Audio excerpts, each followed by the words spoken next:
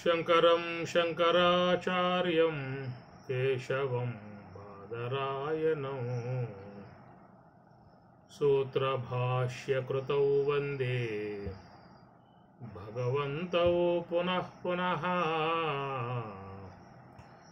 హరలీలావతారాయ శంకరాయ పరౌజసే కైవల్యకలనాకల్ప తరవే గురవే నమః. మంగళం గురుదేవాయ మహనీయ గుణాత్మనే సర్వలోకశరణ్యాయ సాధురూపాయ మంగళం. మౌనవ్యాఖ్యా ప్రకటిత పరబ్రహ్మతత్వం యువానం వరిశిష్టాంతే వసదృశిగణైః ఆవృతం బ్రహ్మనిష్టైః ఆచార్యేంద్రం కరకలితచిన్ముద్రమానందమూర్తిం స్వాత్మా రామం ముదితవదనం దక్షిణామూర్తిమీడే. స్వాత్మా రామం ముదితవదనం దక్షిణామూర్తిమీడే. భూరంభాంశనలో నిలోంబరాహర్నాదో హిమాంశుః పుమాన్ ఇత్యాభాతి చరాచరాత్మకమిదం యస్యైవ మూర్త్యష్టకం నాన్యత్కించన విద్యతే విమృశతాం యస్మాత్ పరస్మాత్ విభో. తస్మై శ్రీ గురుమూర్తయే నమ ఇదం శ్రీ దక్షిణామూర్తయే. తస్మై శ్రీ గురుమూర్తయే నమ ఇదం శ్రీ దక్షిణామూర్తయే.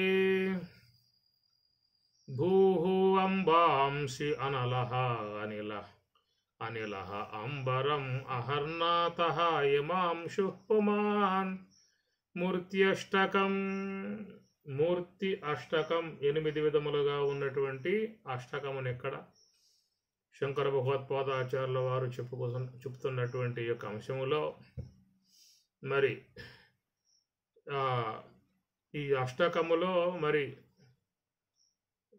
సాంఖ్యశాస్త్రంలో కానీ భగవద్గీతలో కానీ ఉన్నటువంటి యొక్క అంశము అని ఇక్కడ కొంచెం మార్పు చేసి శంకరులు అందిస్తున్నటువంటి విధానము. ఈ విషయాలు నిన్న మనం ప్రయాణం చేస్తూ ఉన్నాము. భూమి అనలః వాయుః ఖం మనః బుద్ధిః ఏవ చ అహంకార ఇతీయం మే భిన్నా ప్రకృతి అష్టదా.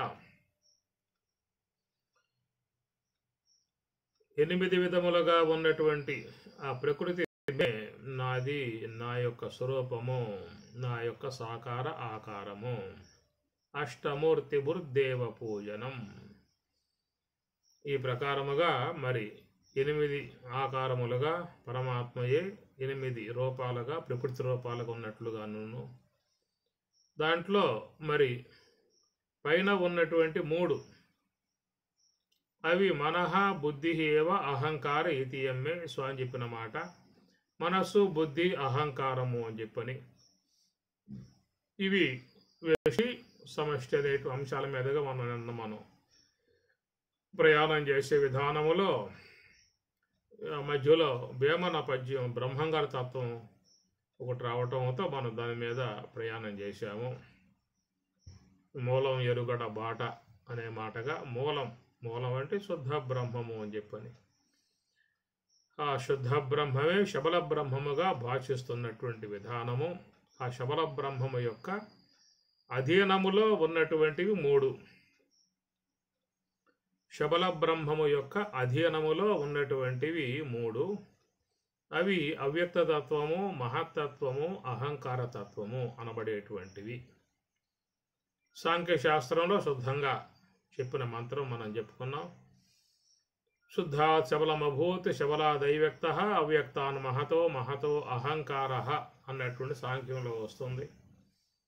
కాబట్టి ఈ ప్రకారముగా వెష్టిలో భగవద్గీతలో చెప్పినటువంటి అంశం మనః బుద్ధి ఏవచ అహంకార ఇతీయం. ఇది వెష్టిలో చెప్పిన అంశం.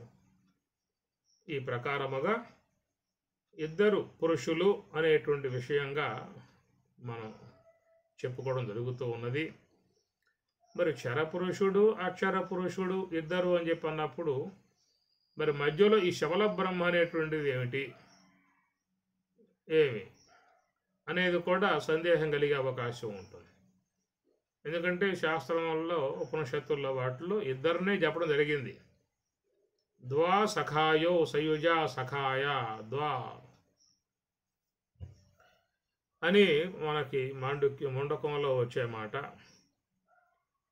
శ్రుతం పిబంతవు సుకృతస్యలోకే గుహాం ప్రవిష్టవు పరమే పరార్థే అని కాటకవల్లిలో గుహాం ప్రవిష్టవు అనే ద్వివచనం, ఇద్దరు ప్రవేశించి ఉన్నారు గుహలో అనేటువంటి మాట కఠోపనిషత్తులో చెప్పే మాట.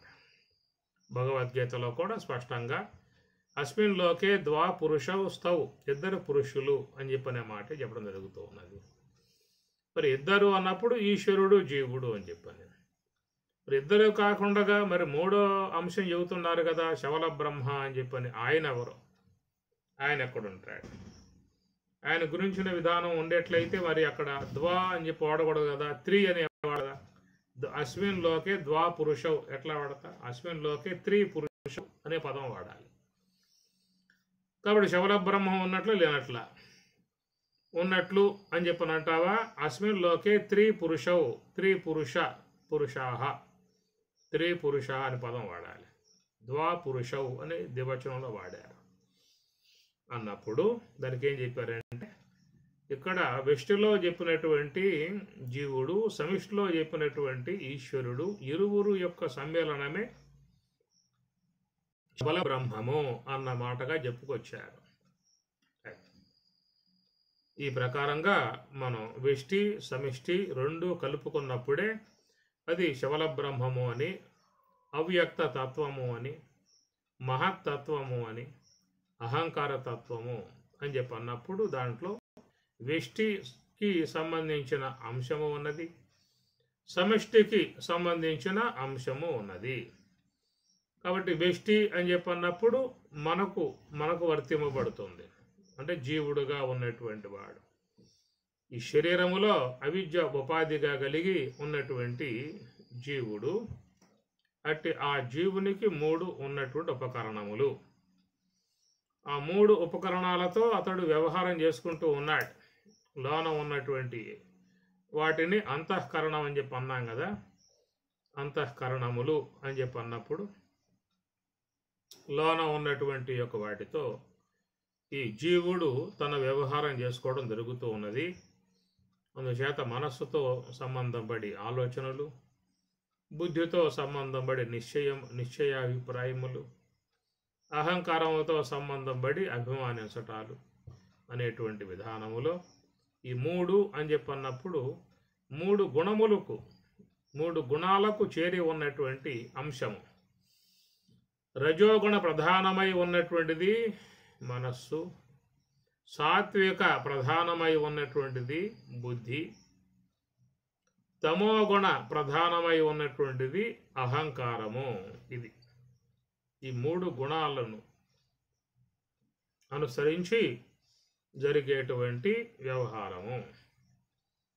అటనే ఈ మూడు గుణాలు ఎట్లయితే మనలో వెష్టిలో మనస్సులో రజోగుణం, బుద్ధిలో సాత్వికం, అహంకారంలో తమో గుణం అని చెప్పి అన్నాము, అటు సమిష్టి ఈశ్వరుడి యొక్క విధానంలో ఉన్నటువంటి ముగ్గురు వారు బ్రహ్మ, విష్ణువు, రుద్రుడు అని చెప్పని.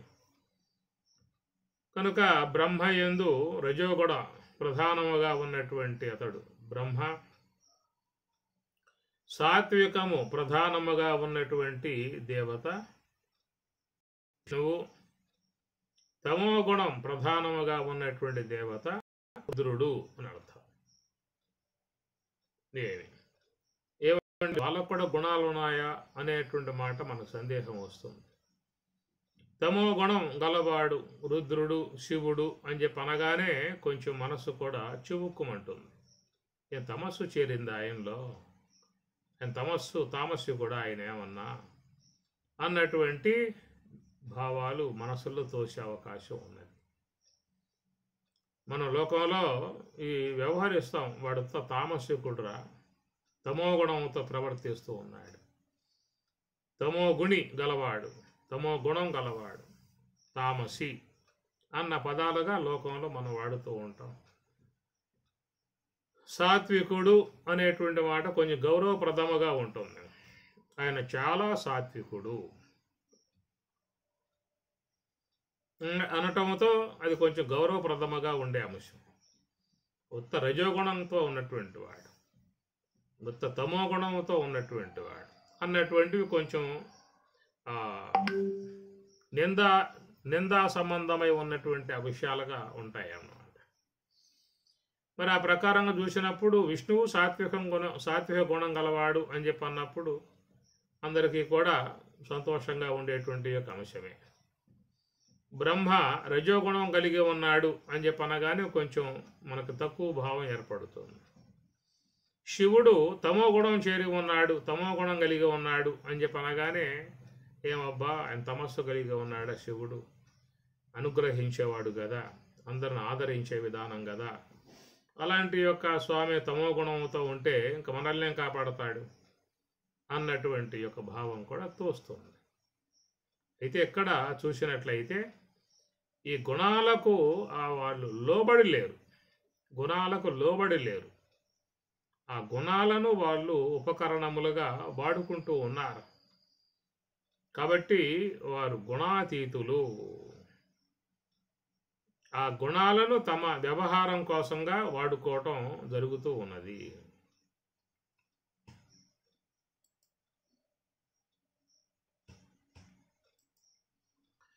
సృష్టి వ్యవహారం కొనసాగాలంటే రజస్సు ఉండాలి. రజః కర్మణి భారత, రజోగుణం క్రియాత్మకముగా ఉంటుంది. అయితే కేవలం రజోగుణమే ప్రధానముగా ఉన్నటువంటి విధానమా బ్రహ్మ అని చెప్పనంటే ఆయనకు సాత్వికము రజోగుణం రెండు కూడా ఉంటాయి, గౌణంగా ఉంటాయి. రజోగుణం ప్రధానముగా ఉంటుంది. ఆ రజోగుణాన్ని అనుసరించి సృష్టి కార్యాన్ని ఆయన కొనసాగిస్తూ ఉన్నాడు. కనుక రజస్సుకు లోబడి రజస్సుకు పూర్తిగా దాంట్లో మునిగిపోయి ఉన్న విధానం కాదు. రజోగుణం ఒక కార్యార్థమై ఆయన వాడుకుంటూ ఉన్న విధానం. ఆయన మహానుభావుడు, నిరంతరం బ్రహ్మావలోకనం చేసేటువంటి అతడు. అందుచేత అక్కడ బ్రహ్మ అని చెప్పి అన్నప్పుడు, రజోగుణము అన్నప్పుడు రజోగుణాన్ని బ్రహ్మ సృష్టి కార్యముగా వాడుకుంటూ ఉన్నాడు.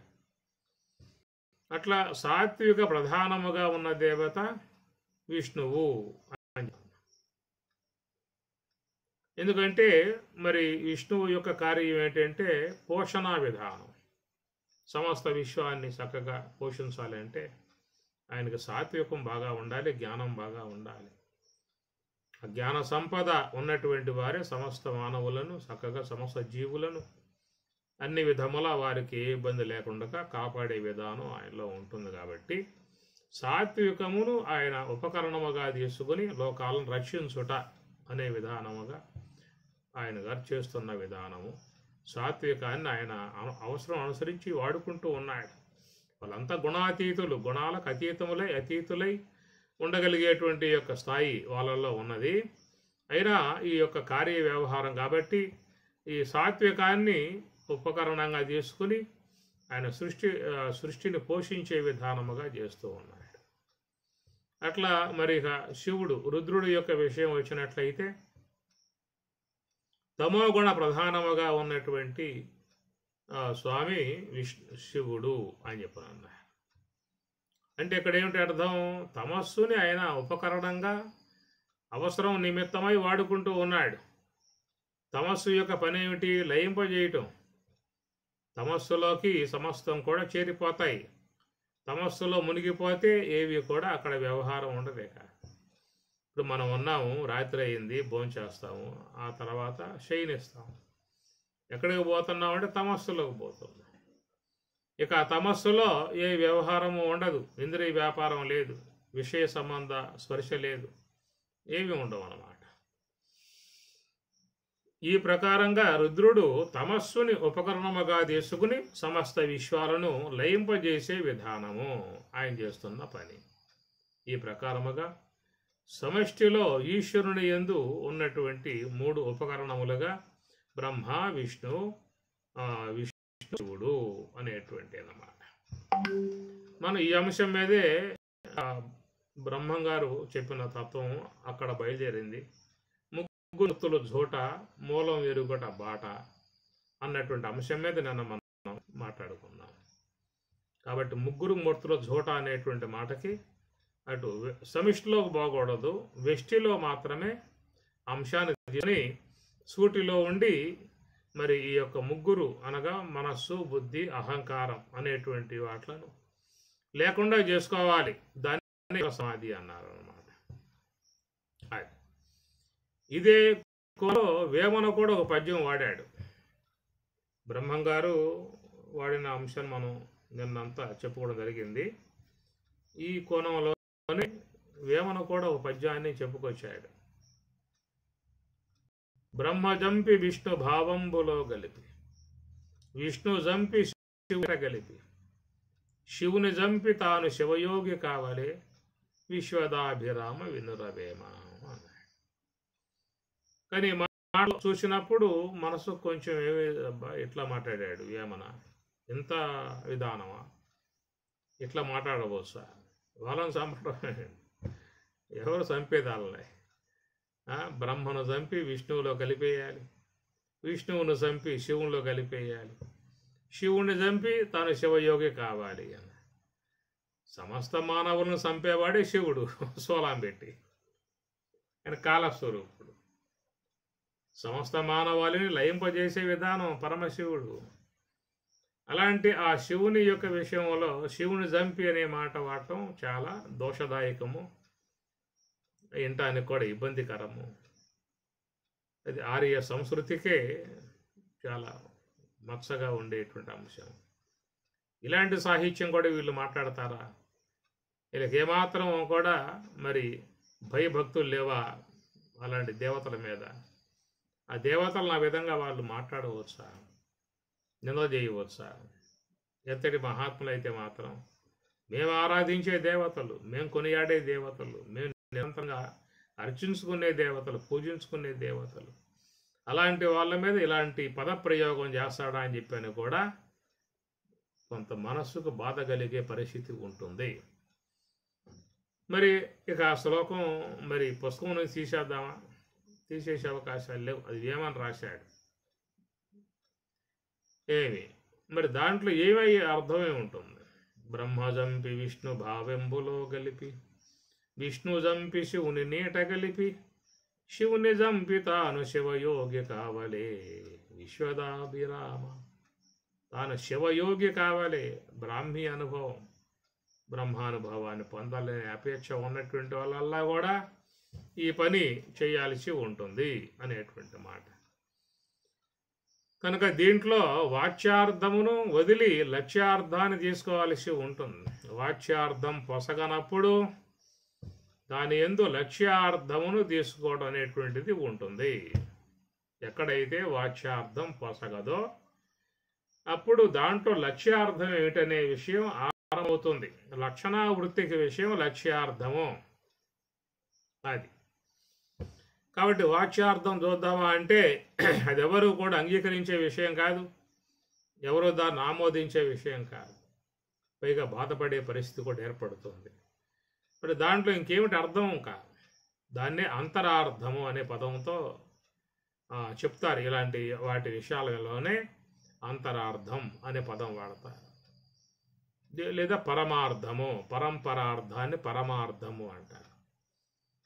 ఎందుకంటే మరి ఆ బ్రహ్మను చంపి విష్ణువును చంపి శివుని చంపి అనే మాటలు అది చాలా వినటానికి కూడా ఇబ్బందికర పరిస్థితి. కాబట్టి మరి దాంట్లో ఉన్నటువంటి లక్ష్యార్థం తొలగించి లక్ష్యార్థాన్ని గ్రహించినట్లయితే మనకు అర్థం చక్కగా అన్వయం అయ్యే అవకాశం ఏర్పడుతుంది. మనం చెప్పుకున్న అంశం ఏంటంటే అటు వెష్టి ఇటు సమష్టి.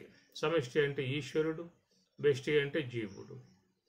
కాబట్టి అవిద్య అనే ఉపాధిగా ఉన్నటువంటి అతడేమో జీవుడు, మాయ ఉపాధిగా ఉన్నటువంటి స్వామేమో ఈశ్వరుడు. ఈశ్వరుడేమో సర్వవ్యాపకుడు, జీవుడేమో పరిచ్ఛిన్నుడు. మనకి ఈ మాటలే గీతలో కూడా స్వామి చెప్పాడు. చర సర్వాణి భూతాని కోటస్థ అక్షరః అన్నాడు. కనుక అక్షరుడే ఉన్నటువంటి కోటస్థుడు ఈశ్వరుడు, చర అక్షరః ఒక్కడే. చర సర్వాణి భూతాని బహువచనం వాడారు. శరీర భిన్న జీవ, కాబట్టి ఒక పరిమిత ప్రదేశంలో ఉండేటువంటి విధానం జీవుడు, అంతటా వ్యాపకమై ఉన్నటువంటి స్వరూపమేమో ఈశ్వరుడు. ఇరువురికి రూపాలు లేవు.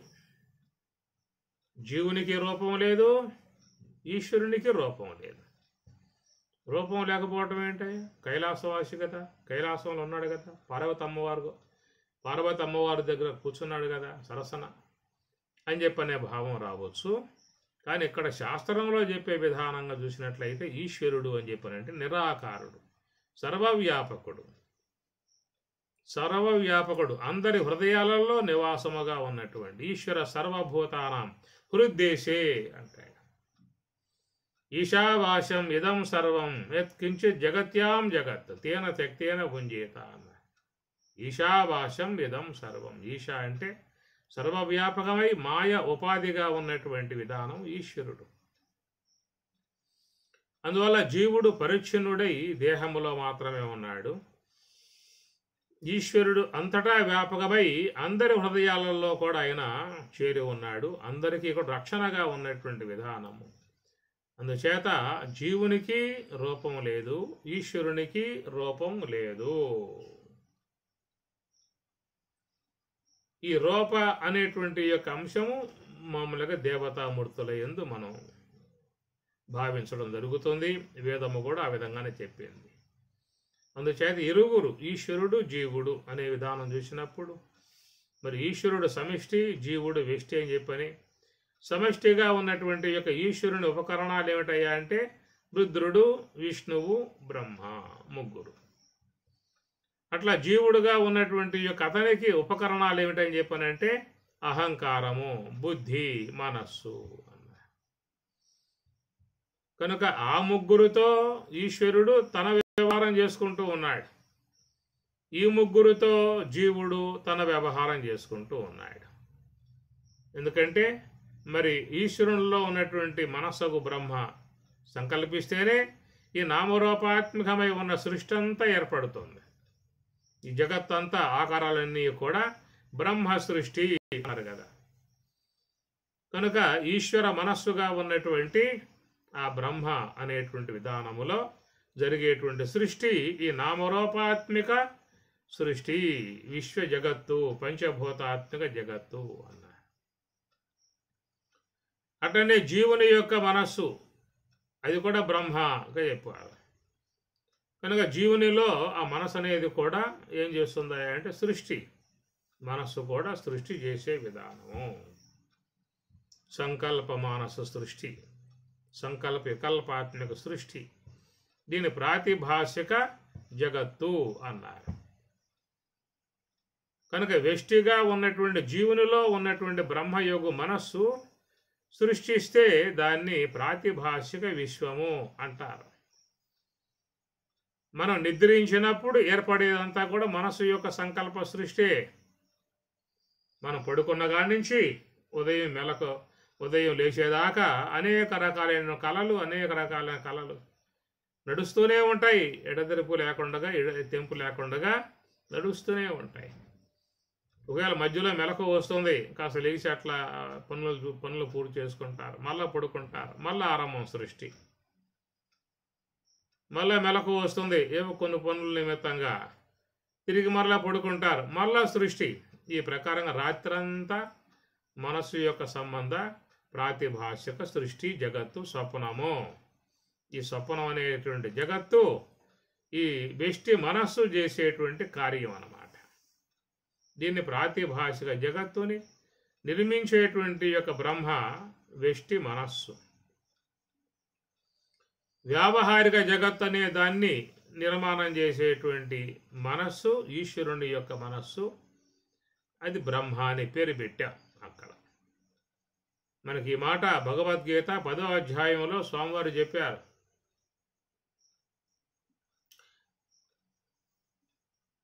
మహర్షయ సప్త పూర్వే సత్వారో మనవస్తద మద్భావ మానసా జాత ఏషాం లోకాహ ఇమాహ ప్రజాహ అన్నారు. ఈశ్వరుడు ఏమన్నాడంటే ఇమాహ ప్రజాహ ఇవన్నీ కూడా ఏంటంటే మద్భావ మానసా జాత, మత్ నా యొక్క భావ మానస నా మనస్సు అనేటువంటి దాని నుంచి ఏర్పడ్డటువంటి ఈ విశ్వమంతా కూడా అని స్వామి చెప్తారు. మద్భావ మానసా జాత ఏషాం లోకాహ ఇమాహ ప్రజాహ. ఈ ప్రజలు కానీ ఈ లోకములు కానీ ఈ లోకములో ఉన్నటువంటి యొక్క జీవులు కానీ ఇవన్నీ కూడా ఏంటంటే ఈశ్వరుడు మాయా ఉపాధిగా ఉన్నటువంటి ఈశ్వరుడి యొక్క మనస్సుకు బ్రహ్మ ఆయన ద్వారా నిర్మాణం చేయబడ్డటువంటిది వ్యావహారిక జగత్తు. మనం ప్రస్తుతం వాడుకుంటూ ఉన్నాం. ఎందుకన్నాం వ్యావహారిక జగత్తు అని చెప్పని, మనకు వినియోగాత్మకంగా ఉందన్నమాట. మనం వాడుకుంటూ ఉన్నాం. లోకంలో అన్నిటిని భూమిని వాడుకుంటూ ఉన్నాం, జలం వాడుకుంటూ ఉన్నాం, అగ్ని వాడుకుంటూ ఉన్నాం, వాయువు వాడుకుంటూ ఉన్నాం, ఆకాశం వాడుకుంటూ ఉన్నాం, సూర్యప్రకాశం వాడుకుంటూ ఉన్నాం, చంద్ర ప్రకాశం వాడుకుంటూ ఉన్నాం. ఈ భూమి నుంచి వచ్చేటువంటి ఒక లతగులమాదులు వాడుకుంటూ ఉన్నాం, ఫలాలు వాడుకుంటున్నాం, పప్పు దినుసులు వాడుకుంటూ ఉన్నాం, కూరగాయలు వాడుకుంటూ ఉన్నాము. అనేకమైనటువంటివన్నిటినీ కూడా మనం జీవితంలో వ్యవహారం చేసుకుంటూ ఉన్నాం, వాడుకుంటూ ఉన్నాం. ఓ చెట్టు పడిపోయిందా అంటే దాన్ని ముక్కలు ముక్కలుగా కోసి అనేక విధాయకాలుగా దానిని ఫర్నిచర్లుగా, ద్వారబంధాలుగా, కిటికీలుగా, కుర్చీలుగా, పీటలుగా, కబ్బోర్డులుగా ఎన్నో విధాయకాలుగా వాడుకోవడం జరుగుతూ ఉన్నది. ఇట్లా సకల జీవులకు కూడా వ్యవహార విధానముగా వాడుకోవడానికి వినియోగముగా ఉన్నటువంటి యొక్క అంశము కాబట్టి దాన్ని వ్యావహారిక జగత్తు అన్నారు. మరి ఆ జీవుడు చేసే జగత్తు అది కూడా వ్యావహారికమేనా? ఏం వ్యావహారికం ఉన్నది? స్వప్నావస్థలో ఉన్నప్పుడు అట్లా భాషిస్తూ ఉంటాయి అంతే. మెలకు వచ్చిందా అంటే ఒక్కటి కూడా ఉండదు. రాత్రి స్వప్నములో మరి ఎనపేటి బీరువా తీసి బంగారపు వస్తువులు చూసుకుంటూ ఉన్నావు, నవరత్నాలన్నింటినీ లెక్క పెట్టుకుంటూ ఉన్నావు. మరి ఆ ప్రకారంగా చేసుకుంటున్న సందర్భంలో నీకు మెలకు వచ్చింది. మరి ఉన్నాయా అంటే లేవు. తిరిగి మరలా నిద్రలోకి పోండి, కనపడతాయేమో. అరే అన్నీ కూడా పెట్టి తెరిచి ఉన్నది. ఆ తెరిచిన పెట్టి తెరిచినట్లుగానే ఉన్నది. మనం డబ్బులు లెక్క పెట్టుకుంటూ ఉన్నాం, బంగారం చూసుకుంటూ ఉన్నాం, నవరత్నాలను చూసుకుంటూ ఉన్నాం. మరి ఆ ప్రకారంగా చూసుకుంటూ ఉన్న సందర్భంలోనే తాళం వేయకముందే మనకు మెలకు వచ్చిందే, ఇటు వచ్చేసామే. మరి అవన్నీ కూడా ఎవరైనా దోసుకుపోరా? ఏదైనా తాళం వేసుకుని వస్తే కథ భద్రంగా ఉండవచ్చు. తాళం వేసుకుని రాలా, ఒక్క పెట్టున మెలకు వచ్చేసింది. మరి అప్పుడు వాళ్ళు ఎవరైనా మరి లోకంలో బాధపడే పరిస్థితి ఉన్నదా? అయ్యో నిద్రలో ఉన్నాను, నా ఎనపెట్టి తీశాను, దాంట్లో బంగారపు వస్తువు లెక్క పెట్టుకుంటూ ఉన్నాను, డబ్బు లెక్క పెట్టుకుంటూ ఉన్నాను, అది తీరా మూతేసి తాళం వేయకముందే మెలకు వచ్చేసేసింది. ఎవరైనా దోసుకుపోతారేమో, తీసుకుపోతారేమో అనే భయాలు జాగ్రత్త అవస్థలో ఉండగలుగుతాయా? కాలదు. ఎందుకంటే అవన్నీ కూడా అప్పటికప్పుడు తోసిపోయాయి తప్ప అది స్థిరంగా ఉండేటువంటివి కావు. అవస్థ మారిపోయిందా అంటే ఉండవేక, జాగ్రత్త అవస్థకు వచ్చావు లేవేక. అందువల్ల ప్రతీతి కాలంలో మాత్రమే చూసి గోచరించేటువంటి వాట్లను ఏం చెప్పారు అంటే అవి ప్రాతిభాషిక వస్తువులు. అంటే ప్రతీతి కాలములో అప్పుడు తోస్తాయే తప్ప తీరా వాట్లను మళ్ళా చూద్దాము అంటే అవకాశం కుదరదు. అది రాత్రి నిద్రలో చక్కగా రాజ్యాన్ని ప్రభువుగా ఉన్నావు, వంగ మాగదులందరూ ఈయన సేవ చేస్తూ ఉన్నారు, గొప్పగా పొగుడుతూ ఉన్నారు, అనేక స్త్రీగణం అందరూ కూడా సేవలు చేస్తూ ఉన్నారు, అన్ని భోగాలని అందిస్తూ ఉన్నారు, ఎంతో హాయిగా ఆనందంగా తృప్తిగా రాజ్యాన్ని ఏరుకుంటూ సంతోషంగా ఉన్నావు. ఏదో కారణంగా ఒక్క పెట్టున మెలకు వచ్చేసేసి జాగ్రత్త అవస్థకు వచ్చేసాం. ఈ జాగ్రత్త అవస్థకు వచ్చిన తర్వాత మరి అరే ఎంత మంచి భోగాలు, ఎంత మంచి ఐశ్వర్యాలు, ఎంత మంచి విలాసాలు అన్నీ కూడా జార విడుచుకున్నానే అన్నటువంటి భావనతో మళ్ళా పొందుదాము అన్నటువంటి యొక్క ఉద్దేశంతో కన్నులు మూయండి, అవి వస్తాయేమో చూడండి. లేవు, ఛాన్స్ పోయింది, ఒకే ఛాన్స్ పోయింది, ఇది మళ్ళా లేదేట. ఆ ప్రకారముగా అప్పటికప్పుడు తోసిపోయేటువంటివి జీవుని యొక్క జగత్తు, దాన్ని ప్రాతిభాషికము అనే పేరు పెట్టారు. ప్రతీతి కాలంలో మాత్రమే తోసి అంతరించేదాన్ని ప్రాతిభాషికము అన్నారు. కనుక ఇద్దరు పురుషులు అని చెప్పినప్పుడు ఇద్దరు చేస్తున్నటువంటి విధానం సృష్టి. జీవుడు తన మనస్సుతో సృష్టి చేస్తూ ఉన్నాడు, ఈశ్వరుడు తన మనస్సుతో సృష్టి చేస్తూ ఉన్నాడు. కాబట్టి జీవుడు చేసేటువంటి సృష్టి అంతా కూడా కేవలం ఊహా సంబంధమై, స్వప్న సంబంధమై ఉన్నటువంటి అవన్నీ కూడా జీవుడు తన మనస్సుతో చేసేటువంటి జీవ జగత్తు అన్నారు. అట్లా ఈశ్వరుడు తన మనస్సుతో చేసేటువంటి జగత్తుని ఈశ్వర జగత్తు అన్నారు. కాబట్టి మనం ప్రస్తుతం చూసినట్లయితే ఈ రెండింటి జగత్తులలో మన సంచారం ఉన్నది. పగలంతా దాదాపుగా జాగ్రత్త అవస్థ, కనుక ఈశ్వర పదార్థములకు, సృష్టి పదార్థాలతో మనం సంబంధం పడి ఉంటాము. జాగ్రత్త అవస్థలో, మెలకువ అవస్థలో ఈశ్వర నిర్మితమై ఉన్నటువంటి నామరూపాత్మక పంచభూతాత్మక విశ్వ పదార్థాలతో సంబంధం పడి వ్యవహరిస్తూ, నిద్రా సమయంలో చూసినట్లయితే జీవ సంబంధమై, జీవునికి మనో సంబంధమై ఉన్నటువంటి సృష్టిలో వ్యవహారం చేస్తూ ఉన్నాం. నిద్రా సమయంలో రెండే ఉన్నాయి మనకి, మెలకువ, నిద్ర అనేటువంటిది. ఇంకొకటి ఏముంది? ఇంకా లేవు, ఇక రెండే ఉన్నాయి, రాత్రి పగలు. కనుక పగటి సమయంలో మెలకువ అన్నాం, రాత్రి సమయంలో నిద్ర అన్నాం. పగలు రాత్రి రెండే ఉన్నాయి. అట్లా మెలకువ నిద్ర అనే రెండే ఉన్నాయి. రాత్రి అయితే నిద్రిస్తాము, పగలైతే మళ్ళా వ్యవహారం చేసుకుంటాం, మేలుకుంటాం. ఈ ప్రకారముగా ఈ రెండు అనేటువంటి విధానముగా చూసినట్లయితే ఈ పగలు అనే దానిలోనేమో ఈశ్వరుని యొక్క మనస్సు చేత నిర్మాణం చేయబడ్డటువంటి వ్యావహారిక జగత్తుతో అనుసంధానం కలిగి ఉన్నాం. రెండవది నిద్ర అనేటువంటి దాని అందేమో జీవుడి యొక్క మనస్సుకు బ్రహ్మ నిర్మించేటువంటి ఈ నామరూపాత్మక ఈ సృష్టిలో మనం రాత్రి సమయం అంతా కూడా గడుపుతూ ఉన్నాము. కాబట్టి మనం దేంట్లో ఉన్నాం ప్రస్తుతం చెప్పండి? దేంట్లో ఉన్నాం? ఈశ్వరుడు తన మాయా అనేటువంటి ఉపాధి కలిగి తన మనస్సుకు బ్రహ్మ ద్వారా నిర్మాణం చేస్తున్నటువంటి ఈ పంచభూతాత్మక నామరూపాత్మక ఎదురుగా ఉన్నటువంటి కళ్ళ కనపడేటువంటి యొక్క సృష్టిలో పగలంతా వ్యవహారం చేసుకుంటూ ఉన్నాం.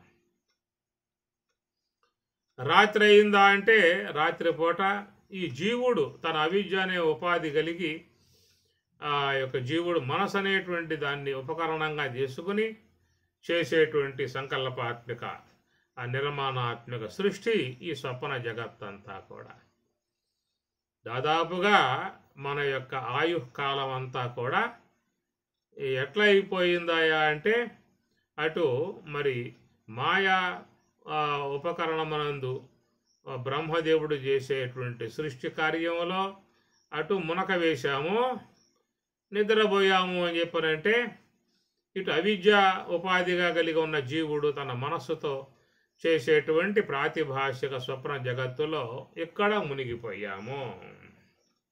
ఈ రెండే పగలంతా ఉంటేనేమో వ్యావహారిక జగత్తు. శ్రోత్రం చక్షుస్పర్శనం చ రసనం ఘ్రాణం ఏవచ అధిష్టాయ మనశ్చాయం విషయాన్ ఉపసేవతే. పరమాత్మ అన్నమాట. శ్రోత్రం చక్షుస్పర్శనంచ అనగా ఘ్రాణము, కన్ను, నాలుక, చెవి ఇవన్నీ కూడా జ్ఞానేంద్రియాలు. వాటి ద్వారా మనః అధిష్టాయ మనసును ఆధారంగా చేసుకుని విషయాన్ ఉపసేవతే ఆ బయట ఉన్నటువంటి ఈ పంచభూతాలలో చేరి ఉన్నటువంటి పంచ విషయాలు, పంచభూతాలు కాబట్టి పంచ విషయాలే ఉంటాయి. ఆ ప్రకారముగా మరి ఆ పంచభూతాలలో ఉన్నటువంటి ఆకాశ సంబంధ శబ్దము, వాయు సంబంధ స్పర్శ, అగ్ని సంబంధం రూపము, జల సంబంధం రసము, పృథివీ సంబంధం గంధం. దాదాపుగా మనం జాగ్రత్త అవస్థలో ఈ వ్యావహారిక విశ్వంతోనే చాలా మన మనుగడ సాగిపోతూ ఉన్నది, మన జీవన గమనం సాగిపోతూ ఉన్నది. దేంతో అని చెప్పనంటే ఆ యొక్క మరి సమిష్టి మనస్సుకు బ్రహ్మ ద్వారా నిర్మింపబడేటువంటి ఈ వ్యావహారిక జగత్తుగా పిలువబడేటువంటి పంచభూతాత్మక విశ్వముగా పిలువబడేటువంటి ఈ నామరూపాత్మక జగత్తు ఎందే చాలా వరకు మనం మన కాలాన్ని గడిపేసుకుంటూ ఉన్నాము. ఇక అది అయిందా అంటే మళ్ళా రాత్రి నిద్ర, ఆ నిద్ర అనేటువంటి దాంట్లో ఇక మరి అవి జీవుని యొక్క మనస్సుకు బ్రహ్మ, ఆ బ్రహ్మ చేసేటువంటి నిర్మాణాత్మక ప్రాతిభాషిక సృష్టి, దాంట్లోనే మన కాలమంతా గడుస్తూ ఉన్నది. ఎంతకాలం జీవించాము అని చెప్పని చూసినట్లయితే మరి ఇంతకాలం యొక్క దీర్ఘకాలిక జీవన గమనమంతా కూడా చూస్తే ఏమయ్యిందయ్యా, ఏమైపోయింది, ఆయువంతా ఏమైపోయింది. భగవంతుడు ఎంత ఆయువు ఇచ్చాడే, ఈ ఆయువంతా ఏమైపోయిందనే మాట చూసినట్లయితే ఇటు వ్యావహారిక జగత్తుతో ఇంద్రియాలతో సంబంధం బట్టి చేసే వ్యవహారము, నిద్రించిన తర్వాత రాత్రి సమయంలో చీకట్లో అక్కడ తమస్సు సంబంధమై ఉన్న విధానములో చేసేటువంటి మనో సంబంధ కల్పనా సంబంధ సృష్టిలో ప్రాతిభాషిక జగత్తులో మరి మన గమనం అంతా నడుస్తూ ఉన్నది. ఈ రెండే, ఇంకేముందిగా చెప్పండి. ఇంకా అటు రాత్రి సమయంలో ప్రాతిభాషిక జగత్తు ఎందు మునిగిపోయాం, ఇటు జాగ్రత్త అవస్థలో వ్యావహార జగత్తు ఎందే ఎక్కువగా సమయాన్ని కేటాయించాం. కానీ ఆ రెండింటికి విలక్షణమై ఉన్నటువంటి మరొక మార్గం, అది మోక్ష మార్గము అన్నారు. ఒకటేమో నిద్రా సంబంధ మార్గం, ఒకటి మెలకువ అనే సంబంధ మార్గం. ఈ మెలకువ అనేటువంటి ఇంద్రియాలతో సంబంధం పడి ఉన్న విధానం, దానివల్ల ఈ యొక్క నామరూపాత్మక వ్యావహారిక వస్తువులతో అనుసంధానం కలిగే విధానం. నిద్ర అనే అంశం చూసినట్లయితే అక్కడ ఇక మరి అవిద్యా సంబంధమగు ప్రాతిభాషిక స్వప్న జగత్తులతో అక్కడ కాలమంతా దాంతో గడిచిపోతూ ఉన్నది. ఎప్పుడు మధ్య మార్గంలో ప్రయాణం చేసేది, మోక్ష మార్గంలో ప్రయాణం చేసేది, అది ఎవరికి వారుగా విచారించుకోవాల్సిన అంశము. కాబట్టి మన జీవన గమనం చాలా వరకు చూస్తే మరి అక్కడ ఈశ్వర సంకల్ప నిర్మితమై ఉన్న బ్రహ్మ సృష్టి యగు వ్యావహారిక సృష్టితోనన్నా మన కాలం గడిచిపోతూ ఉన్నది. ఈ పక్కకు వస్తే ఇక నిద్ర సంబంధమై ఉన్న విధానములో మరి ఆ యొక్క మనస్సు యొక్క సంబంధమై ఉన్న ప్రాతిభాషిక స్వప్న జగత్తులలో పూర్తిగా మునిగిపోతూ ఉన్నాము. ఇది కనుక ఆ రెండింటి నుంచి మనం వేరుపడగలగాలి, రెండింటి వేరుపడాలి. అది పరమాత్మ ఏమన్నాడు ఈ విషయంలో 3వ అధ్యాయంలో చెప్తారు. కర్మేంద్రియాని సంయమ్య య ఆస్తే మనసా స్మరన్ ఇంద్రియార్థాన్ విమూఢాత్మ మిథ్యాచారస్స ఉచ్యతే అన్నాడు. ఈ రెండింటి అంశం ఇక్కడే వస్తుంది. కర్మేంద్రియాన్ని సంయమ్య, కర్మేంద్రియాలు మాత్రం సంయమనం చేశారు, కట్టిపారేశారు. కానీ లోపల జరిగే వ్యవహారం ఏంటంటే ఇంద్రియార్థాన్, ఒకటేమో ఇంద్రియార్థములు, మరొకటేమో మనో సంబంధ ఆలోచనలు, ఈ చేసేటువంటి విధానం. ఇప్పుడు మనం చెప్పుకుంది ఏమిటి, జాగ్రత్త అవస్థలో ఉన్నప్పుడు పంచేంద్రియాలతో సంబంధం పడి ఈ నామరూపాత్మక జగత్తు వ్యావహారిక వస్తువుతో సంబంధం పడ్డాము. అదే రాత్రి అయితే నిద్రా సమయంలో అజ్ఞానం నందు ఉనక వేసి అక్కడ మనో సంబంధ కల్పన మాత్రమై ఉన్నటువంటి ప్రాతిభాషిక స్వప్న జగత్తు అన్నారు. ప్రాతిభాషిక స్వప్న జగత్తు. ఈ రెండే మన జీవనకాలం మొత్తం లాగేసుకుపోతా ఉన్నాయి. మూడవది పారమార్థికం. ఇటు వ్యావహారికం ఒకటి, అటు ప్రాతిభాషికం ఒకటి. ఆ రెండింటికి మధ్యలో ఉంది ఏమిటయ్యా అంటే పారమార్థికం, పరమార్థం అన్నారు. వ్యావహారిక సత్తా, ప్రాతిభాషిక సత్తా, పారమార్థిక సత్తా అని మూడు చెప్పుకొచ్చారు వేదాంత విధానంలో. కాబట్టి వ్యావహారిక సత్తా అనేది ఏంటంటే మరి ఈ బ్రహ్మదేవుల వారి నిర్మాణములో ఏర్పడేటువంటి ఈ జగత్తంతా కూడా వ్యావహారిక సత్తా.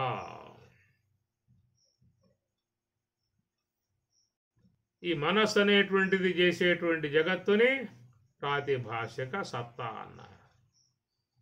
ఈ రెండింటికి అధిష్టానమై ఉన్నటువంటి స్వరూపం పారమార్థిక సత్తా, అది బ్రహ్మము అన్నారు. కాబట్టి అట్టి పారమార్థిక సత్తాగా ఉన్నటువంటి బ్రహ్మమును ఉద్దేశించే మహాత్ములందరూ జీవన విధానాలను కొనసాగించారు. మహాత్ములుగా పిలువబడేటువంటి ఋషులు, యతీశ్వరులు, సాధువులు, సన్యాసులు, పరివ్రాజకులు, విద్వసత్తములు, విదుషీమణులు, యోగులు, జ్ఞానులు, ఈ విధముగా పిలువబడేటువంటి వాళ్ళందరూ కూడా దేని వైపుకు తిరిగి ఉన్నారు అంతా అని చెప్పనంటే వాళ్ళు పారమార్థిక సత్తా బ్రహ్మం వైపుకు తిరిగి ఉన్నారు. పరమార్థమే వాళ్ళకి ఇంకేం లేదేక. కనుమోషణ కనుదెరచన ఘన సత్య సుఖమయాత్మ అని రామచంద్ర స్వాముల వారు సీతారామాంజనేయం అమనస్క యోగంలో బోధిస్తారు. కనుమోషణ కనుదెరచన ఘన సత్య సుఖమయాత్మ. వాళ్లకు కనుమూసిన బ్రహ్మమే, కను తెరిచిన బ్రహ్మమే. కనుక ఆ ప్రకారంగా వాళ్ళు నిరంతరముగా పరమార్థములో బ్రహ్మములో ఉన్నారు. ప్రతి నిమేషము పరబ్రహ్మంబు వీక్షించి మది సొక్కి వెలుపల మరచువాడు. గెరవ్రాసి మాయనంగీకరించిన భంగి వసనంబు గట్టక వచ్చువాడు.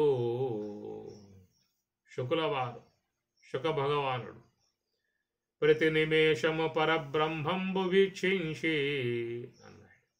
నిరంతరముగా వాళ్ళు పరమార్థ సత్తానే, పారమార్థిక బ్రహ్మమునే వాళ్ళు దాంట్లో ఉనికి కలిగి ఉన్నారు. అది భగవద్గీత అంతా కూడా మనకు ఆ యొక్క స్వరూప భావాన్నే తెలియజేస్తూ ఉన్నది. కర్మణ్య కర్మయ పశ్యేద కర్మణి చ కర్మయ సబుద్ధిమాన్ మనుష్యేషు సయుక్త కృత్స్న కర్మకృతో యస్య సర్వే సమారంభాః కామ సంకల్ప వర్జితాః జ్ఞానాగ్ధ కర్మాణం తం ఆహుః పండితం బుధాః. పండితం బుధాః వాళ్ళెప్పుడు కూడా ఆ బ్రహ్మమునందే ఉన్నారు. అది ఏషా బ్రాహ్మీ స్థితి పార్థ లభంతే బ్రహ్మ నిర్వాణం ఋషయః చేన కల్మషాః లభంతే బ్రహ్మ నిర్వాణం. ఈ ప్రకారముగా అన్ని గ్రంథాలు కూడా మహాత్ములు కొనియాడుతూ ఉన్నాయి, బ్రహ్మవేత్తలను కొనియాడుతూ ఉన్నాయి. వాళ్ళు కేవలం చూసినట్లయితే ఆ బ్రహ్మమునందే దృష్టి కలిగి ఉన్నారు. పానీయంబులు త్రావుచున్ గొడుచుచున్ భాషించుచున్ హాసలీలా నిద్రాదులు చేయుచున్ సంతత శ్రీనారాయణ పాద పద్మయుగలీ చింతామృత స్వాద సంధానుండై మరచన్ ఏతద్విశ్వమున్ భోవరా. ఏతద్విశ్వమున్ సమస్త విశ్వాన్ని అంతటినీ కూడా వదిలి కేవలం ఆ పరబ్రహ్మమునందే లయమైపోయి ఉన్న విధానం. పానీయంబులు త్రావుచున్ కుడుచుచున్ భాషించుచున్ హాసలీలా నిద్రాదులు చేయుచున్ తిరుగుచున్ ఏమి చేస్తూ ఉన్నా కానీ వాళ్ళెప్పుడూ కూడా మరి ఆ పారమార్థిక బ్రహ్మమునందు భగవంతుని యందే వాళ్ళ ఉనికిని పెంపొందింపజేసుకున్నారు. అది కనుక వాళ్ళకేమిటంటే పరమార్థం, మనకేమిటంటే వ్యావహారికం, ప్రాతిభాషికం. పగలంతా వ్యావహారికం, రాత్రంతా ప్రాతిభాషికం. రాత్రంతా స్వప్నాలతో వ్యవహరిస్తాం, పగలంతా ఈ నామరూపాత్మక పంచభూతాత్మక జగత్తుతో అనుసంధానం పెట్టుకున్నాం. ఇక పారమార్థికం ఎప్పుడు? కనుక ఆ పారమార్థికమును పెంపొందింపజేసుకోవాలంటే వాళ్ళు యోగులు కావాలి, యోగులు కావాలి, ధ్యానులు కావాలి. ధ్యానేన ఆత్మని పశ్యంతి, ధ్యానము చేతనే ఆత్మని తన స్వరూపాన్ని పశ్యంతి, చూస్తున్నారు. ధ్యానము చేతనే, ధ్యానము చేత.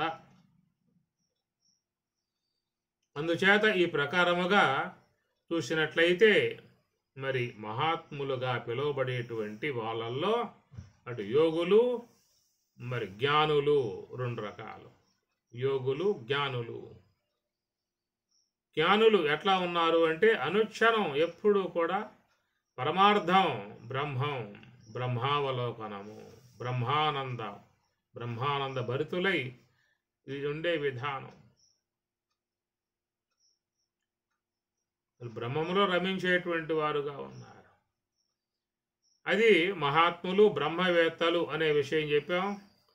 రెండవది యోగులు అనే విషయం తీసుకున్నట్లయితే వాళ్ళు కూడా నిరంతరంగా మరి ఈ సాధన యందు వాళ్ళు నిమగ్నమై ఉన్నారు. ఎప్పుడు కూడా వారు తమ మనస్సుని పరబ్రహ్మములో లయింపజేసే ఉద్దేశముతో సాధననే అవలంబించి ఉంటారు. కూర్చున్నా, నుంచున్నా, నడుస్తూ ఉన్నా ఎప్పుడు కూడా వాళ్ళకి ధ్యానమే. ఆశీనోవా శయానోవా గచ్చన్ తిష్టన్ సదా అశుషి సర్వకాల ప్రయత్నేన యోగయుక్తో భవార్జున, పరమాత్మ అన్నమాట. ఆశీత్ ఆగి ఉన్నావా, శయానోవా పడుకుని ఉన్నావా, గచ్చన్ నడుస్తూ ఉన్నావా, తిష్టన్ నుంచుని ఉన్నావా, సర్వకాల ప్రయత్నేన యోగయుక్తో. కాబట్టి యోగులై ఉన్నటువంటి వారు వాళ్ళు ఎక్కడ ఉన్నారయ్యా అని చెప్పనంటే హంస యొక్క ఆశ్రయములో ఉండి చక్కగా ఆ యొక్క శబల బ్రహ్మమునందు ఈశ్వర సాన్నిధ్యములో వాళ్ళు ఉన్నారు. కాబట్టి ప్రకారముగా యోగులుగా ఉన్నటువంటి వారేమో హంస అనేటువంటి దాన్ని ఆశ్రయించి దాని యందే మనసు లగ్నం చేసి నిరంతరముగా వాళ్ళు ధ్యానపరులు అంటారు.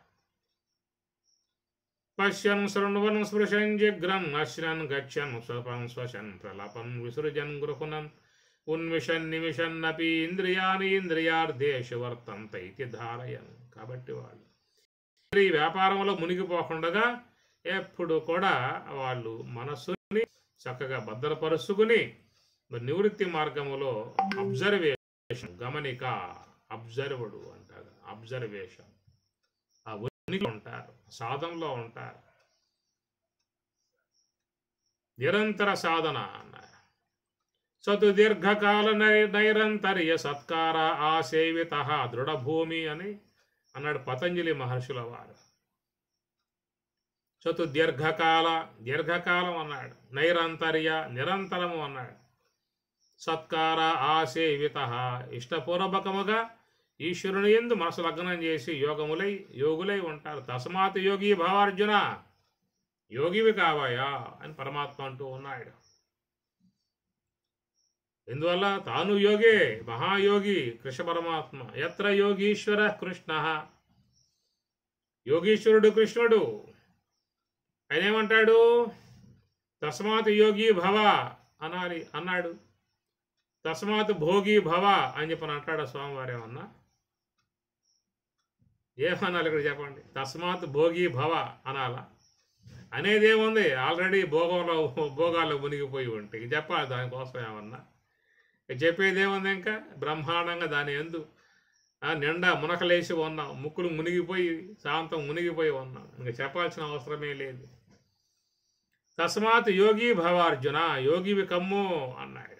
యోగం యొక్క స్థానం చాలా గొప్పది. వేదేషు యజ్ఞేషు తపస్సు చైవ దానేషు యత్ పుణ్యఫలం ప్రదిష్టం అతేత సర్వమిదం విదిత్వా యోగి పరం స్థానం ఉపయేతి చాద్యం.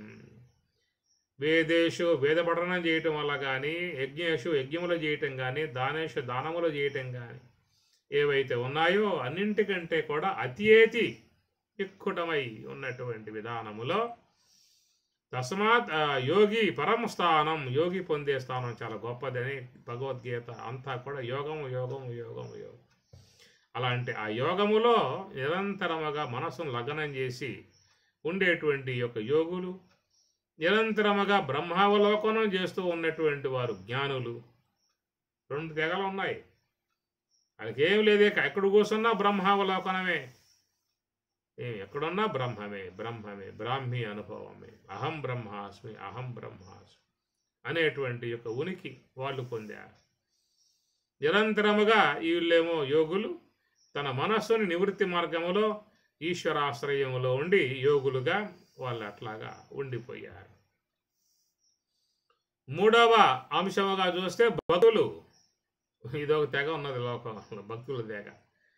బ్రహ్మవేత్తలు యోగులు ఇద్దరే కాదు, భక్తులు ఉన్నారు. కాబట్టి భక్తులు ఏమిటాయంటే పరమానందముతో పులకృత హృదయులై నిరంతరముగా భగవంతుని కొనియాడుతూ కీర్తిస్తూ గానం చేస్తూ తం కీర్తయంతో మాం యతంతశ్చ దృఢవ్రతాః నమస్యంత్యశ్చ మాం భక్త్యాః నిత్యయుక్తా ఉపాసతే. ఇక వాళ్ళు పరమభక్తులు. వాళ్ళు నిరంతరముగా మీరాబాయి, సక్కుబాయి, నామదేవు, తుకారాం, ముత్తు స్వామి, త్యాగరాయ స్వామి, అన్నమయ్య స్వాములు వారు వీళ్ళంతా కూడా సతతం కీర్తయంతో మాం యతంతశ్చ దృఢవ్రతాః. ఇంక రెండో విధానం లేదేక. నిరంతరముగా భగవంతుని యందు మనసు లగ్నం చేసి ఇక వాళ్ళని కొనియాడుతూ, వాళ్ళని పొగుడుతూ, వాళ్ళని కీర్తిస్తూ, వాళ్ళని గానం చేస్తూ, ఇది వాళ్ళ యొక్క లోకం. అది ఒక లోకం అన్నమాట. ఆ లోకంలోకి పోయినవాడు ఇంకే లోకం పట్టదు వాడికే. నిరంతరముగా అశ్రువులు, ఆనంద బాష్పాలు స్రవిస్తూ చక్కగా భగవంతుని పాదాల మీద లగ్నం చేసి ఆ మనస్సును ఆ వైపుకు తిప్పి ఆ భగవంతుని యొక్క నామాన్ని జపిస్తూ ఆ యొక్క నామం కీర్తనల్లో ఉండిపోతారు. సతతం కీర్తయంతో, నన్నే కీర్తించు అని స్వామి అంటాడు. నన్నే కొనియాడు, నన్నే కీర్తించు, నాకే నమస్కారం చేయి. ఇది వాళ్ళ యొక్క భక్తుల భావన. ఇది చాలా సులభముగా ఉండే మార్గం కూడా అవలంబించి చూసినట్లయితే యోగము చేయలేక ఇబ్బంది పడే వాళ్ళు ఉంటారు. బ్రాహ్మీ అనుభవం, బ్రహ్మానుభవం అంటే చాలా దూరంగా ఉన్నటువంటి యొక్క అంశం. కానీ యోగం శీలించాలంటే మనసు ఒక పట్టాన ఉండదు, పరుగులు చేస్తూ ఉంటుంది, ఆలోచనలతో ఉంటుంది. ఒకంత ఇబ్బంది కలిగే పరిస్థితి యోగమునందు ఉంటుంది. కానీ ఇక్కడ భగవద్భక్తి విషయం చూసినట్లయితే చాలా రమణీయంగా, చాలా దగ్గరగా, సుకుమారముగా, సుందరముగా, ఎంతో లాలిత్యముగా దగ్గరగా ఉండే విధానము. మనసు కూడా బాగా చొచ్చుకుపోతుంది దాంట్లో. ఆ కీర్తనలు కానీ, ఆ నామం కానీ ఇష్టపూర్వకముగా జపించినట్లయితే దానికి పరమాత్మ కూడా గీతలో యజ్ఞం అన్నాడు. యజ్ఞానం జపయజ్ఞోస్మి అన్నాడు.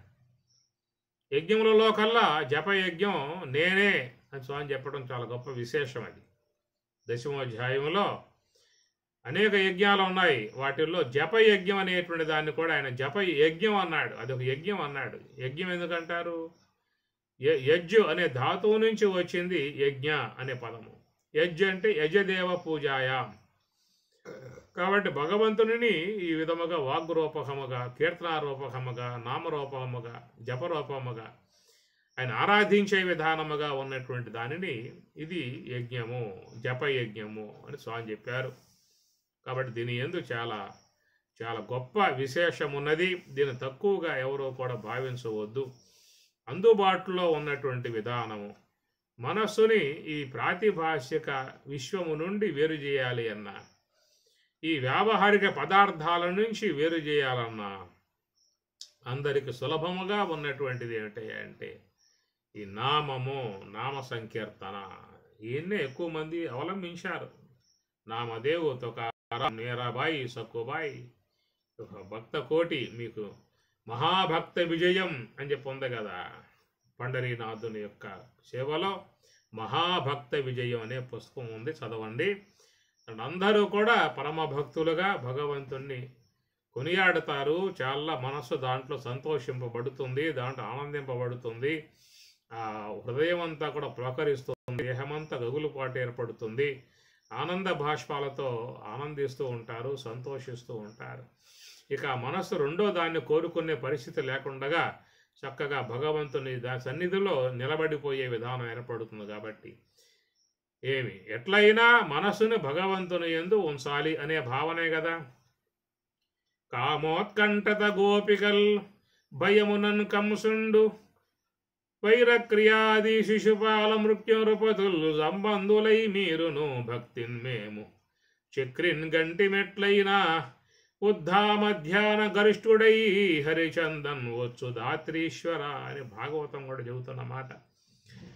కామోత్కంఠత గోపికల్ భయమునన్ కంసుండు వైరక్రియా శిశుపాల ముఖ్యరుపతులు సంబంధులై మీరు భక్తిని మేము అన్నాడు. చాలా సులభముగా ఉండేటువంటి విధానము. ఇది చేస్తే అర్థం అవుతుంది. ఎందుకంటే యోగం అనేది కొంచెం మనస్సు బాగా పరిపక్వత పొంది ఉండాలి, వచ్చే అవకాశం లేదు. కానీ దీనికైతే మనస్సు బాగా చక్కగా దగ్గర అవుతుంది, ఆనందపడుతుంది, పారవశ్యం పొందుతుంది. కానీ ఒక ఆనంద బాష్పాలు ఇది భక్తిలోకం చూడవచ్చు మీరు. ఆ భక్తులు ఎట్లాగా దాన్ని చొచ్చుకుపోతారో, దాంట్లో ఎట్లా ఆనందపడుతూ ఉంటారో, ఎంత పారవశ్యం పొందుతూ ఉంటారో. అది ఒక భక్తి లోకము, భక్త లోకము ఉన్నది, ఒక లోకం ఉన్నది. దాంట్లో పోయిన వాళ్ళకి దాని పరిస్థితి అర్థమయ్యే విధానం ఉంటుంది. ఈ ప్రకారముగా చూసినప్పుడు కేవలం బ్రహ్మమునందే అవలోకనం చేస్తూ, బ్రహ్మావలోకనం చేస్తూ అహం బ్రహ్మాస్మి యొక్క స్థాయిలో ఉన్నటువంటి బ్రహ్మవేత్తలు ఉన్నారు. లేదా నిరంతరముగా హంస యొక్క ఆశ్రయం కలిగి ఎక్కడ కూర్చున్నా కానీ హంస యొక్క ఆశ్రయము సోహం సోహం సోహం హంసా సోహం హంసా సోహం హంసా సోహం సోహం ఇతి కేలతి పిండాండే భగవాన్. ఆ ప్రకారముగా యోగులై ఉన్నటువంటి వారు హంస యొక్క ఆశ్రయములో కేవలం ధ్యానములు నిమగ్నమై ధ్యానములో మనసు సొచ్చుకుపోయి చక్కగా ఆనందించే విధానముగా యోగులు నిరంతరముగా వాళ్ళు దాన్ని నిమగ్నమై ఉన్నారు. ఇక మూడో తెగగా ఉన్నటువంటి వారు భక్తులు నిరంతరముగా భగవంతుని కొనియాడుతూ, కీర్తిస్తూ, గానం చేస్తూ, నమస్కరిస్తూ, సేవిస్తూ ఉండే విధానముగా దాంట్లో వాళ్ళు పూర్ణముగా మునిగిపోయారు. ఈ ముగ్గురు కూడా పూర్ణంగా మునిగిపోయారు. మిగతా వాళ్ళు పూర్ణంగా మునగలేదా? వీళ్ళు మునిగారు. జాగ్రత్త అవస్థలోనేమో వ్యావహారిక వస్తువులతో మునిగారు. రాత్రి సమయంలో ప్రాతిభాషిక స్వప్న పదార్థాలతో మునిగారు. మేము మునగలేదా? వాళ్ళని మునిగేది, మాకు మునగడం మాకు రాదా అని చెప్పానంటే మేమే ఎక్కువ మునుగుతున్నాం వాళ్ళకంటే అని కూడా చెప్పొచ్చు అన్నమాట. కాబట్టి ప్రకారముగా మరి ఇద్దరు పురుషులు అన్నటువంటి విధానముగా శాస్త్రం చెప్పిన మాట. వ్యష్టి పురుషుడు, సమష్టి పురుషుడు. కాబట్టి వ్యష్టి పురుషుడు అనగా జీవుడు తాను చేసేటువంటి మనసుతో చేసేటువంటి సృష్టి ప్రాతిభాషిక సృష్టి. సమిష్టి మనస్సు అనే బ్రహ్మ ద్వారా జరిగేటువంటిది వ్యావహారిక సృష్టి అని చెప్పుకున్నాము. ఒకటేమో వ్యావహారిక సృష్టి, రెండవది ప్రాతిభాషిక సృష్టి అని చెప్పుకున్నాము. మూడవది పారమార్థికమై ఉన్నటువంటి బ్రహ్మము అని చెప్పుకున్నాము. కాబట్టి మధ్యలో ఉన్నటువంటి పారమార్థికముగా ఉన్నటువంటి యొక్క ఆ బ్రహ్మము అనేటువంటి దాని కోణములో ఎవరున్నారాయా అని చెప్పనంటే నిరంతరముగా బ్రహ్మావలోకనం చేసేటువంటి బ్రహ్మవేత్తలు ఉన్నారు. ఆ బ్రహ్మమును అవలోకనం చేయటానికై సాధనాపరులై ఉన్నటువంటి యోగులు దాంట్లో మునిగి ఉన్నారు. ఆ యోగం చేయగలిగే సామర్థ్యం లేనటువంటి వారు భక్తి భావం మునిగి నిరంతరంగా భగవంతుని కొనియాడుతూ, కీర్తన చేస్తూ, నమస్కరిస్తూ ఆ భక్తితో పులకరిత హృదయులై చక్కగా వాళ్ళు దాంట్లో మునిగి ఉన్నారు. ఇదొక పారమార్థిక సంబంధమై ఉన్నటువంటి అదొక పరమార్థ బాట. అది పరంపద బాట, అది మహాప్రస్థానం యొక్క బాట. ఈ మహాప్రస్థానం అనేటువంటి బాటలో, పరమార్థ బాటలో ఈ భక్తులు ఉన్నారు, యోగులు ఉన్నారు, శాంతం బ్రహ్మవేత్తలు దాంట్లో మునిగి ఉన్నారు.